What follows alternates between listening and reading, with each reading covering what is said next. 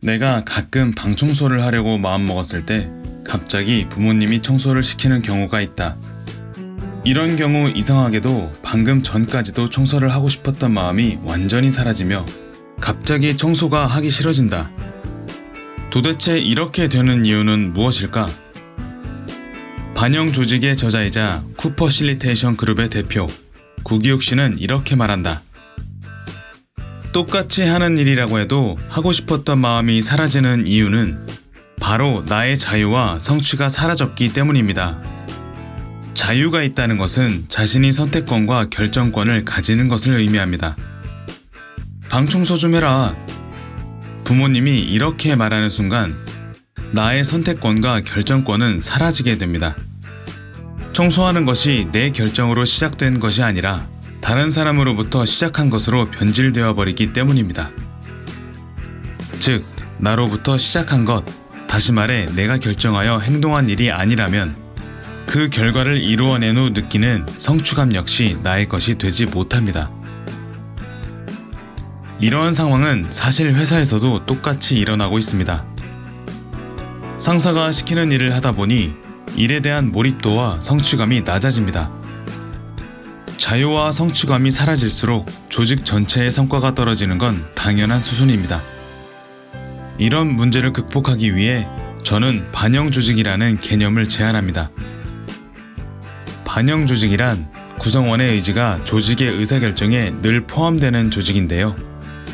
일에 대해 스스로 결정하고 책임지기에 구성원들이 자유와 권한을 가지고 일을 할 수 있습니다. 그렇다면 반영 조직은 어떻게 만들 수 있을까요?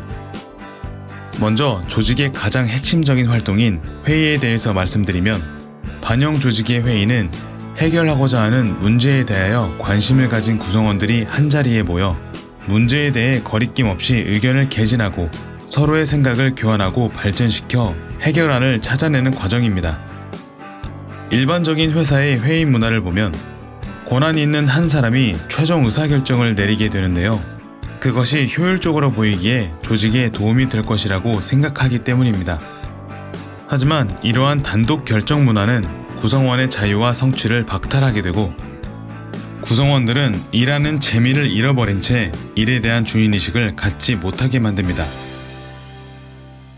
회의의 시작부터 구성원의 의지를 담아내기 시작하면 논의 과정에서 공정하고 합리적으로 구성원의 의견을 반영하기 때문에 회의의 결과물인 프로젝트에 대하여 애착과 실행 의지를 갖게 됩니다. 회의 결과로 만들어진 프로젝트에 대해 구성원 스스로 수행하고자 하는 프로젝트를 선택하게 하고 실행의 바탕에 리더의 지지, 자원의 공급, 제도의 마련과 같은 조직적 차원의 지원이 필요합니다. 이처럼 구성원들이 내린 결론이 실행되고 그 결과를 직접 마주할 때 구성원들은 자부심을 갖게 됩니다. 만약 효과를 내지 못하고 실패한다 해도 그 실패를 책망하지 않고 실패의 원인을 탐색하고 다시 구성원의 의견을 반영하여 합의에 따른 결정을 내리게 되면 구성원은 높은 소속감과 주인의식을 가지면서 일할 수 있습니다. 이러한 선순환이 반복적으로 일어나는 조직이 바로 반영 조직이죠. 회사가 최고의 성과를 내면서 구성원들 또한 성장하는 방법은 바람직한 조직에 대한 철학을 기본으로 만들어집니다.